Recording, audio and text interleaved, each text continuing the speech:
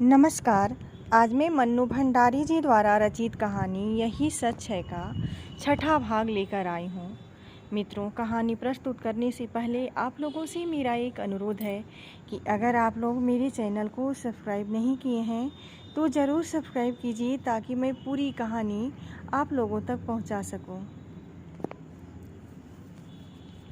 प्रस्तुत है कहानी आगे की। 3 दिन साथ रहकर भी हमने उस प्रसंग को नहीं छेड़ा। शायद नौकरी की बात ही हमारे दिमागों पर छाई हुई थी, पर आज अवश्य ही वह बात आएगी। न आए, यह कितना अस्वाभाविक है, पर नहीं, स्वाभाविक शायद यही है। 3 साल पहले जो अध्याय सदा के लिए बंद हो गया, उसे उलटकर देखने का साहस शायद हम दोनों में से किसी में नहीं है।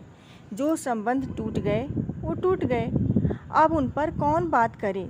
मैं तो कभी नहीं करूँगी, पर उसे तो करना चाहिए। थोड़ा उसने था, बात भी वही आरंभ करे। मैं क्यों करूं? और मुझे क्या पड़ी है? मैं तो जल्दी ही संजय से विवाह करने वाली हूँ। क्यों नहीं मैं इसे अभी संजय की बात बता देती।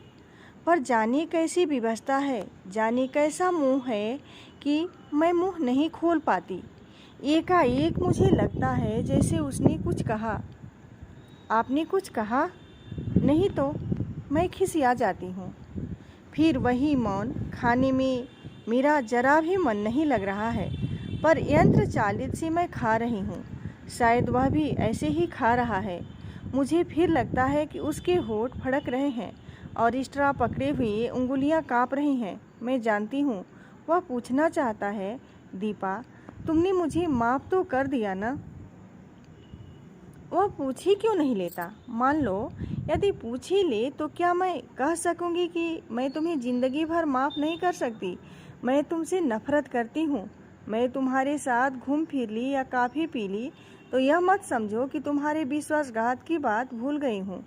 और एकाएक ही पिछला सब कुछ मेरी आंखों के आगे तैरने लगता है। पर यह क्या असह्य अपमानित पीड़ा, क्रोध और कटुता क्यों नहीं याद आती?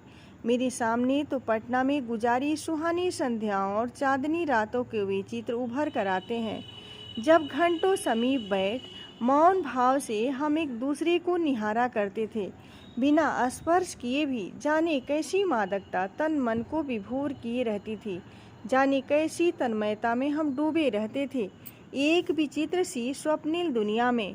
मैं कुछ बोलना भी चाहती तो वह मेरे मुंह पर उंगली रख कर कहता, आत्मीयता के ये क्षण अनकहे ही रहने दो दीपा। आज भी तो हम मौन ही हैं, एक दूसरे के निकट ही हैं। क्या आज भी हम आत्मीयता के उन्हीं क्षणों में गुजर रहे हैं? मैं अपनी सारी शक्ति लगाकर चीख पड़ना चाहती हूँ, नहीं नहीं नहीं, पर काफ़ी सिप करने के अतिरिक्त मैं कुछ नहीं कर पाती। मेरा यह विरोध हृदय की न जाने कौन सी अतल गहराइयों में डूब जाता है। निशीथ मुझे बिल नहीं देने देता। एक विचित्र सी भावना मेरे मन में उठती है कि छीना झपटी में किसी तरह मेरा हाथ इसके हाथ से छू जाए। मैं अपने स्पर्श से उसके मन के तारों को झंझना देना चाहती हूँ, पर वैसा अवसर नहीं आता। बिल वही देता है, मुझे तो विरोध भी नहीं किया जाता। मन में प्रचंड तूफान, पर फिर भी निर्विकार भाव से मैं टैक्सी में आकर बैठती हूँ। फिर वही मौन, वही दूरी। पर जाने क्या है कि मुझे लगता है कि निशीथ मेरे बहुत निकट आ गया है, बहुत ही निकट। बार बार मेरा मन करता है कि क्यों नहीं निशीथ मेरा हाथ पकड़कर, क्यों नहीं मेरे कंधे पर हाथ रख देता है। मैं जरा भी बुरा नहीं मानूंगी, जरा भी नहीं। पर वह कुछ भी नहीं करता। सोते समय रोज की तरह आज भी मैं संजय का ध्यान करते ही सोना चाहती हूँ, पर निश्चित है कि बार बार संजय की आकृति को हटाकर स्वयं आ खड़ा होता है। कलकत्ता। आज मजबूरी का खींच खींच जाती हूँ, आज मजबूरी पर खींच खींच जाती हूँ। आज कितना अच्छा मौका था सारी बात बता देने का, पर मैं जाने कहाँ भटकी कि कुछ भी नहीं बता पाई।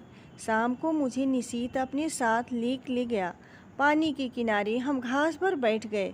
कुछ दूर पर काफ़ी भीड़ भाड़ और चहल पहल थी, पर यह स्थान अपेक्षाकृत शांत था। सामने लेक के पानी में छोटी छोटी लहरें उठ रही थी।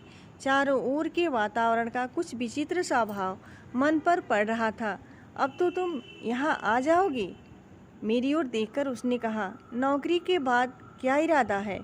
मैंने देखा उसकी आंखों में कुछ जानने की आतुरता फैलती जा रही है, शायद कुछ कहने की भी। मुझसे कुछ जानकर वह अपनी बात कहेगा। कुछ नहीं, जाने क्यों मैं यह कह गई। कोई है जो मुझे कचोटी डाल रहा है। क्यों नहीं मैं बता देती कि नौकरी के बाद मैं संजय से विवाह करूंगी। मैं संजय से प्रेम करती हूँ, वह मुझसे प्रेम करता है। वह बहुत अच्छा है, बहुत ही अच्छा। वह मुझे तुम्हारी तरह धोखा नहीं देगा। पर मैं कुछ भी तो नहीं कह पाती। अपनी इस बेबसी पर मेरी आंखें छलछला आती हैं।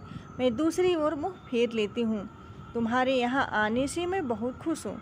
मेरी सांस जहाँ की तहाँ रुक जाती है आगे के शब्द सुनने के लिए, पर शब्द नहीं आते। बड़ी कातर, करुण और याचना भरी दृष्टि से मैं उसे देखती हूँ, मानो कह रही हूँ कि तुम कह क्यों नहीं देते निशीथ कि आज भी तुम मुझसे प्यार करते हो, तुम मुझे सदा अपना पास रखना चाहते हो। जो कुछ हो गया है उसे भूलकर तुम मुझसे विवाह करना चाहते हो। कह दो निशीथ, कह दो। यह सुनने के लिए मेरा मन अकुला रहा है, छटपटा रहा है। मैं बुरा नहीं मानूंगी, जरा भी बुरा नहीं मानूंगी। मान ही कैसे सकती हूँ निशीथ? इतना सब हो जाने के बाद भी शायद मैं तुम्हें प्यार करती हूँ। शायद नहीं, सचमुच ही तुम्हें प्यार करती हूँ। मैं जानती हूँ तुम कुछ नहीं कहोगे, सदा के ही मितभाषी जो हो। फिर भी कुछ सुनने की आतुरता लिए मैं तुम्हारी तरफ देखती हूँ, पर तुम्हारी नज़र तो लेक के पानी पर जमी हुई है, शांत, मौन। आत्मीयता के क्षण अनकहे भले ही रह जाएं, पर अनबुझे नहीं रह सकते। तुम चाहे न कहो, पर मैं जानती हूँ तुम आज भी मुझे प्यार करते हो, बहुत प्यार करते हो।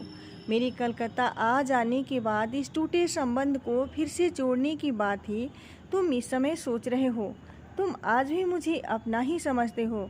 तुम जानते हो आज भी दीपा तुम्हारी है और मैं। लगता है इस प्रश्न का उत्तर देने का साहस मुझ में नहीं है।